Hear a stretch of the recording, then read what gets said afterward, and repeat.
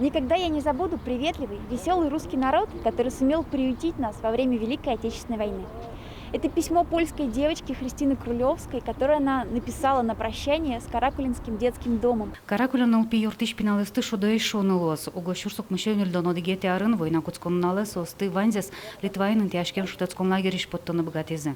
Он излеш пиналыслеш, она это юсес лагерисум бутизм.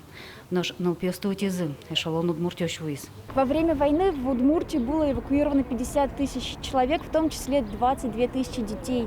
Это огромные цифры. Некоторые прибыли в эвакуацию с родителями, некоторых распределили по детским домам. И не у всех детей судьба сложилась счастливо. Были детские дома вполне благополучные, но были и такие детские дома, вот сейчас процитирую документ, там значилось, что дети предоставлены сами себе, и забота о питании и здоровье детей отсутствует. Пиналыслам война вакыт улон шуресёсынызы тодмацканыл ойдесва опалённая война немамстен ёсыш.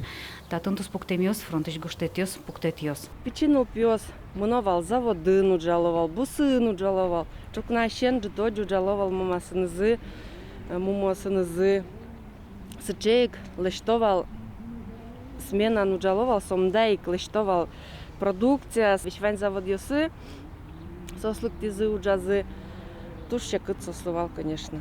Пиналёс атаёсы баджимвун ёсы инте бусосын завод ёсын тыршызы.